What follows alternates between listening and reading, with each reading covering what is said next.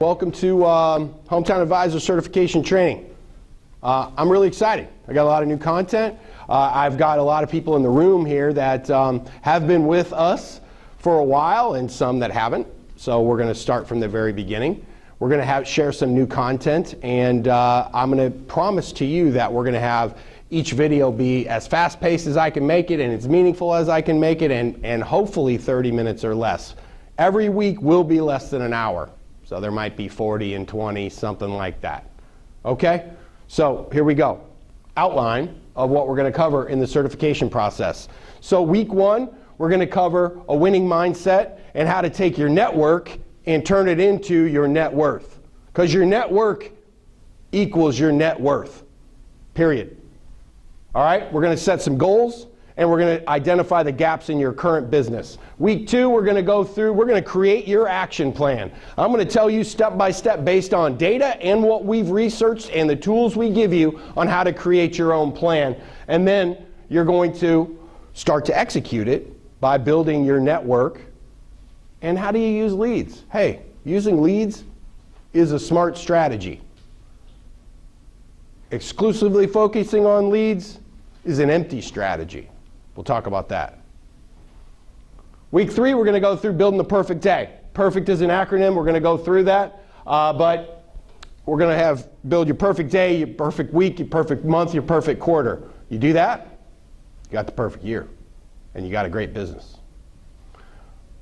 And then we're going to start to talk about how we can help you automatically generate referrals. Stop wondering. Off camera, before we started, I was challenging the room to think about what happened before you got your last referral. What was the trigger point? What was the thing that made them call you or you connect with them? You want to be a scientist about that to understand it, because then once you understand those actions that you took that derived a referral, you want to do more of those actions. It's not rocket science, is it? All right.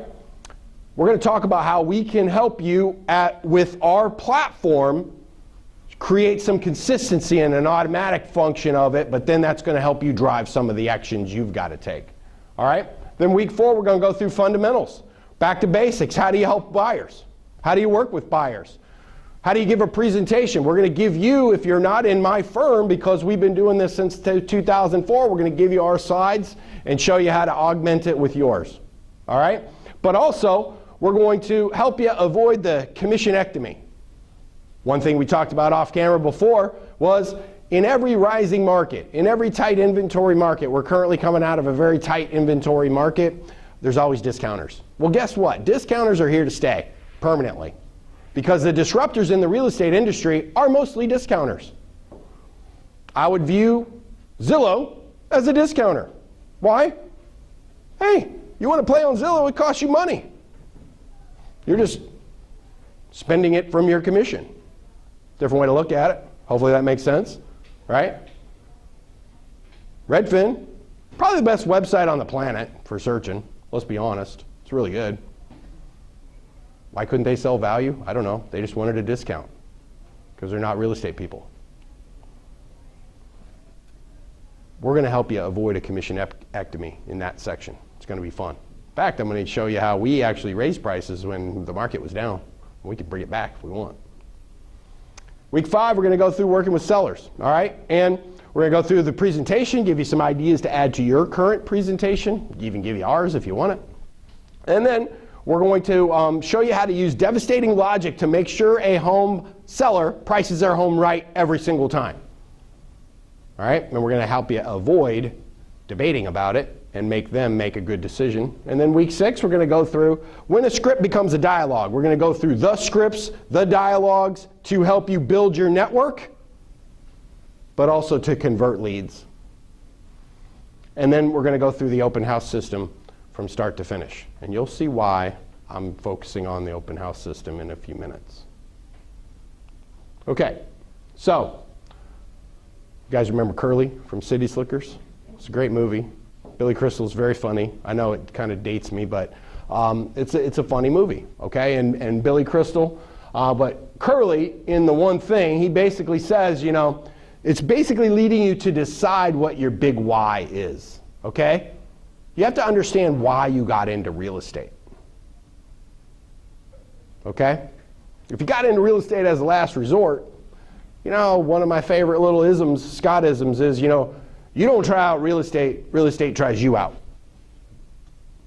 So you want to get in with a purpose, okay? But what is your purpose? Maybe you're going to create generational wealth. Maybe you just want freedom in your family and a lifestyle, all right? But whatever it is, you need to have a plan so that you achieve and get what you want, not bump along and not get what you want, because freedom without money isn't very free. It's pretty stressful. Does that make sense? Okay? So to what's given, to whom much is given, much is required. If you're given much freedom, whoo, you better have some plan and discipline to execute the plan. Make sense? All right? But then the one thing after that, after Curly taught that to me in a movie, I guess, if you read the one thing by Jay Papasan and Gary Keller, I wouldn't read the book. There's a lot of reasons why I'm kind of a contrarian in many ways, but I finally did. And because I thought the one thing was too simple, okay? I didn't think that you could distill life to one thing, right? I was like, hey, life's more complex than that. I'm smarter than that, okay? But what he said is basically, what's the one thing? You wake up every day. What's the one thing when I get it done, it makes everything else unnecessary or easier? I kind of like that. And you can apply the one thing concept to every aspect of your life, your business life, your personal life, your relationship, your finances. What's the one thing that if executed on, it will make everything else easier or not even necessary? So now the question for you guys, and if you're watching on the video, is you should really pause and ponder two things. Why'd you get into real estate? What's your big why? What are you really trying to accomplish? And then, you know, hey, what's the one thing that if you just did it, it'd make everything else easier or unnecessary? All right, so hopefully you paused. So, if you want to achieve in life, okay, sustainable, rewarding effort, okay, combines of both definitions of the one thing. Let me explain. So, if you want to have the perfect business, you probably need to work differently than you're working today. That's the challenge. The challenge is, how do you create consistency in your life? Okay? And so, but if you can focus on daily, weekly, and monthly activities, you can start to create, if they're the right activities, you can start to create success in a sustainable and measurable way. But you have to be chasing your big why properly. Very important. Okay? Now, your daily priorities should be about that one thing that would make everything else easier or not necessary.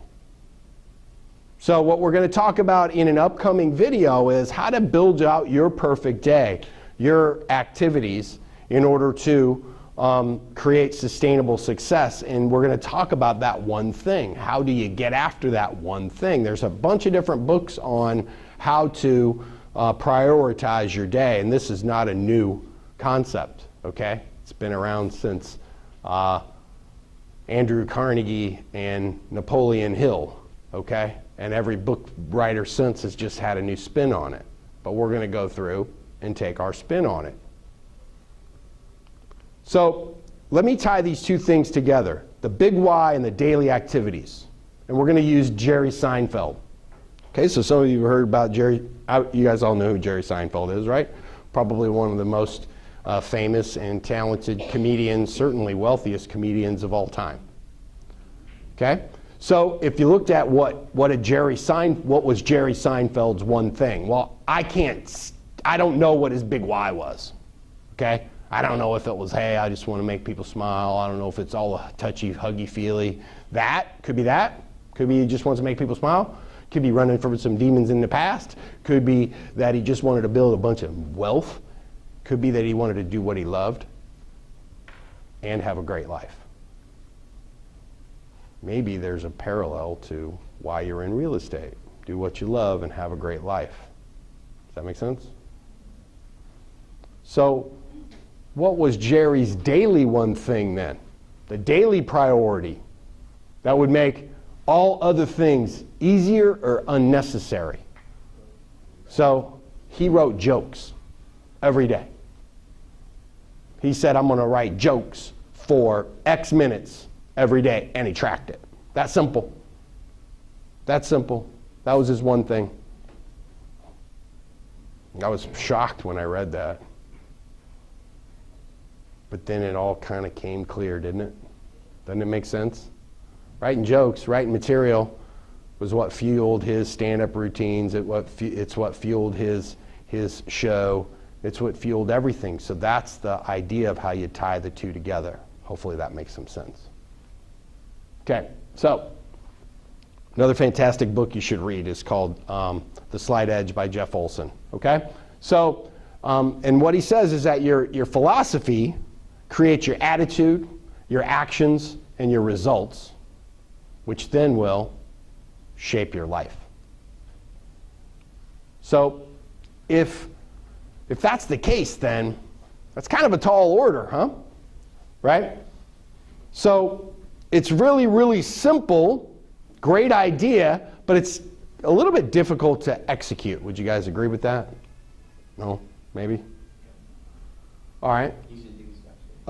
So, sometimes what happens is we get sucked into activities that don't drive us toward our one thing. They're not driving us toward the things that will make everything else easier or unnecessary, or driving toward the results of the type of life you're trying to build. Okay? Now, does it mean that you should ignore tasks that you don't like to do? No, it doesn't mean that. It means that you must prioritize other tasks that are the ones that will help build the business that you're looking for. Hopefully that makes sense. Okay? So distractions and multitasking and maybe just avoidance. Avoidance of tasks and networking tasks that you don't really like to do. We've all fallen prey to that, right? So now, multitasking is a myth. 100% a myth. If you think you are a multitasker, you are wrong. Okay? So, quick result. If you don't know where multitasking came from, it came from the computing industry. Okay? A computer cannot multitask. The CPU simply does one command at a time. That's it. It cannot multitask. The way that it multitasks is it is unbelievably speedy at doing one thing at a time. So why do we as humans think we can multitask? It's a myth. Okay. So, life's trajectory, Jeff Olson, back to the slight edge. So this is a really busy little outline. Well, it's not, the next one's busy. All right. But what Jeff explains in the book is your life and your timeline of life really is a compounding effect of simple disciplines and simple errors in judgment that put your life on a path that compounds over time. Okay? And so what's easy to do is also easy what not to do. So a simple discipline that's easy to do will over time compound. It's not a one-time thing, sorry. If you're watching this and you thought I had the magic bullet, I'm sorry. You should keep watching because the magic bullet doesn't exist. Okay? No matter how much money you've got. Okay? When your personal path is unclear or it's fallen out of focus, that's when your choices can degrade. And they can be, I'm not talking about momentous, terrible things. I'm talking about the slightest of little things. All right? So let's talk about that. So now this is the busy slide. So this is either in the compound effect or the slight edge. It is the slight edge, okay? So what basically your philosophy, your attitude, your actions, and your results will dictate your life. Does that make sense so far? What I like about the book is that it dictates your life in all these areas, okay? And so what's uncomfortable early becomes easier later, okay? Maybe I'm the only one that this has ever happened to, but have you ever gone through a period of life where you worked out and you were like pretty disciplined about it, and then you worked out and it got easier and easier over time, right? And then you fell off the wagon? Anybody else done that? No? Okay, I'm the only one. So it was uncomfortable early, became comfortable later. Good example of that. But what about what's comfortable early becomes uncomfortable later? That's that freedom we've got in real estate. If we're so free that we pretend to work, but we're working on tasks with air quotes around them that really aren't driving toward the one thing or the result that you're looking to build, that's really comfortable early, but over time, when the paychecks get too spread out, that becomes uncomfortable. And then the mental poison takes over, which is the blame and neglect. And you feel like you should be getting more, something different. So, to me, if you haven't read The Slight Edge, you should read it. It's a really good book. If you have read it, read it again. So, really, if you really want to think about how to build your real estate business based on sustainable practices, sustainable activities that you do repeatedly over time, and you need to find a community of people that understand that this is a process, not an event. You got to practice grace, mercy, and forgiveness. If you fall off the wagon, you commit to activities, you commit to things, and you don't do them consistently, guess what? You're just a human. Forgive yourself, pick yourself up, and move on. Okay? But if you track and measure weekly, you won't miss a big period of time. Most common mistake I see in real estate, in our firm, in my life, is you lose a quarter. You lost a month. That's catastrophic, but you blink and time goes by that fast. Am I right?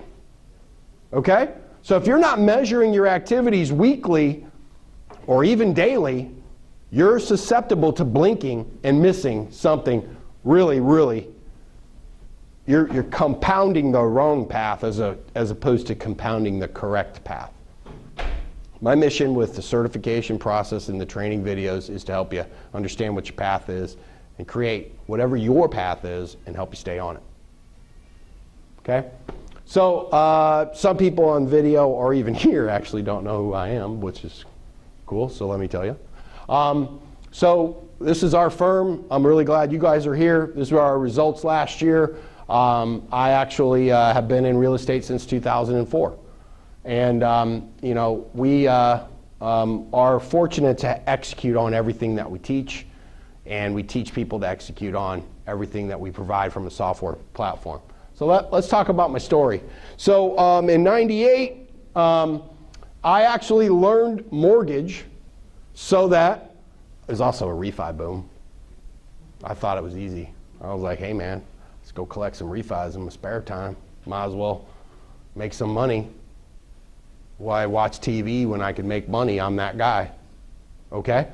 But then I actually, by 2004, I was still working for a big company. Sold my first condo on a contract because I was the geek that studied the amortization schedule and realized that banks make a tremendous amount of money over time while you pay your mortgage off. So I was like, well, why won't I just get paid twice when I sold that house or that condo? But by 1998 to 2004, you know, I basically was doing real estate as a little bit of a side hustle. Wanted to make a little bit of money, had another job, and that was my plan. But I didn't really like my other job. So I actually jumped in full time in 2004 with Ed. We started our own firm. Our mission was, you know, we basically were going to do real estate and mortgage, have a very small group of people that did both, serve them great, generate referrals. That was our mission. Okay? And then the econopocalypse kind of hit. After 2006, two things happened. 2006, I felt like I had worked my sphere, my network, till it ran dry, and I needed something else. I didn't feel like I could just work by referral anymore. Something went wrong. What I know now is the something was the 6 inches between my ears. So, I became an expert at lead generation, and I'm still really good at it. That's one of the reasons you may have been drawn to the platform. Okay, but I was on the advisory board for Commissions Inc. I was the first Boomtown user in the Pacific Northwest. But I've spent hundreds of thousands of dollars, more than that, on leads. And it's a less rewarding life if it doesn't fit perfectly into a bigger plan. Am I saying leads are not important? No. I'm saying they need to be a part of a bigger plan. When I focused exclusively on leads, that wasn't the right way to go because it burned me out. So really, what I realized is my network was too small and under-cultivated. That's why I felt like my sphere had dried up. Does that make sense? But at the time, I was really good at making excuses, okay? And I wasn't generating targeted leads. I was just generating leads and working all leads like they were the same at the expense of my network. All right, so here's the numbers, guys. Numbers are, there's 2 million licensees right now chasing 6.1 million transactions. These are the facts. Okay? The average agent does 3.1 deals in a year. If you study the Pareto principle, the top 20% of pretty much anything will drive 80% of the results. Top 20% of agents will do 12 deals in a year. If 12 deals, and 12 deals in a year, if it's the right price point, would make half of the people watching this video and half of this room do a backflip. That's a fact, guys. Okay? But I just want you to know that whatever you decide your goal is, we want to support it. Okay? If it's 12, if it's 20, now if it's 3, you probably shouldn't be investing in the program, if that's your goal. It's bad for business, this video is, I guess. But let's be honest. Okay? So, now, we're going to create a plan, but would it make sense to create a marketing plan and a business plan only based on data? I would think so. All right, so 93,171 people were surveyed, buyers and sellers, by National Association of Realtors just last year, 2017. Maybe I'll update it in future years, but I'll tell you, I've looked at it for the last 3 years and the data hasn't materially changed. All right? So here's what happens. Somebody's got a big meeting they're getting to. Now, we've got, if your transaction volume is not where you want it to be, what do you typically do? You go out and you find some new leads, yeah? New lead sources. Start to hustle. Okay? But that's where you become weak and you become prey to big companies like Zillow, like Realtor.com. All right, let's study how do consumers actually find their clients based on undeniable NAR data. All right, but let's talk about it first. All right, so the first myth that agents pursue is, hey, 95% of buyers start their search online. It's between 95 and 98, depending on your age. That's a fact. Okay, so therefore, you got to buy online leads to survive, correct? Myth or fact or fiction? It's a myth. Okay? Only 9% of buyers and 4% of sellers, you average that together, that's 7, found their agent on a website. Pretty surprising. What should be surprising to some watching this video is how much of your budget are you spending on that?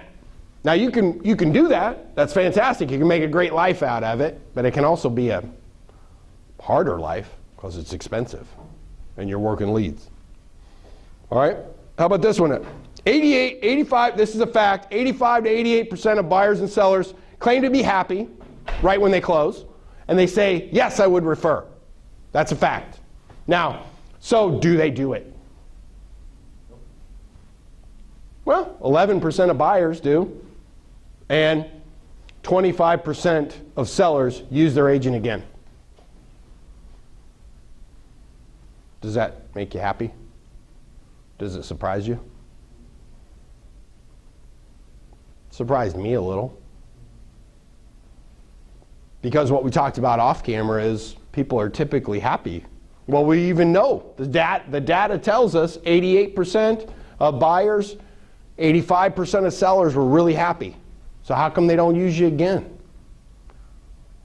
Not only are they really happy, they actually said they would use you again and then refer you, and then they didn't. I wanted to find out why, and I wanted to create a plan that would make me the one they would use again. So I wanted to share that with you. That's my one big thing. My one big thing is I want to create an automated referral networking machine that serves me and you. Okay, so aggressive direct mail marketing ensures success. Okay, that, if you open up your mailbox, if you guys have been through the real estate cycles, the direct mail goes dry when it's lean, and it's plentiful now when it's heavy, but it's a 2% shot. Okay, I'll tell you in a future class, even the big online players are now using direct mail. I'm talking Expedia, Travelocity, all of them are. The key is that direct mail can augment your results if you're connected with the consumer. If you're not connected with the consumer, it's 2% chance. So if you want to recap it, the only logical way to build a business is to build a business based on how consumers find their agent. Would you agree? But how do we typically build our business? Haphazardly. Would you agree with that? No? Maybe? So this is exactly how clients find their agents. Okay? Number one is 41% of people found their agent. They were referred by or is a friend, relative, or neighbor. 18% used their agent previously. It's 59. 59%. Open house, 8%. Online leads, 7%. Now, I'm no mathematician, but I'm pretty sure that open houses are cheaper than online leads. Okay? But let's be honest. Have you ever sat in an open house that didn't work really well and didn't get a lead? Yeah. Every person that's watching this video or that's in this room that's done any number of open houses has had that happen. In one of our videos, upcoming videos, we're going to talk about how you can try and avoid that or mitigate that risk. Okay? But I'd much rather work an open house than spend 5 figures on Zillow leads, 4 figures on Zillow leads. Maybe not, though. Maybe you just rather. All right. And gosh, maybe you could think both and, not either or. So now, what are the most important factors for agent selection? Okay, so in the study, they asked, hey, when you picked your agent, what were the most important factors in order to do that? Number 1 was the reputation of the agent for 30%. Number 2, agent's honest and trustworthy. Number 3, the agent is a friend or a family member. Or the agent's 14%, and 14% is agent's knowledge of the neighborhood. So, really simply, if you think about it, we're built to engineer a marketing plan for you that's going to reinforce these key attributes automatically. That's what HometownAdvisor.com is all about. We're going to position you automatically in your network in a way that bolsters your reputation, your trustworthiness, your knowledge of the neighborhood, because I can't control who you're related to. but I can also help you get some more friends. Does that make sense? We're going to cover that in an upcoming video. All right? So if your marketing strategy, very simply, should be engineered from the ground up to build your big why. And it should emphasize your reputation, your honesty, your trustworthiness, and your knowledge of the neighborhood, and we can help you do that automatically. That's the key. All right? So now, coming up next, what we're going to do is we're going to go through goal setting and gap analysis of your business. So I appreciate you watching. I'll look forward to connecting with you on the next video.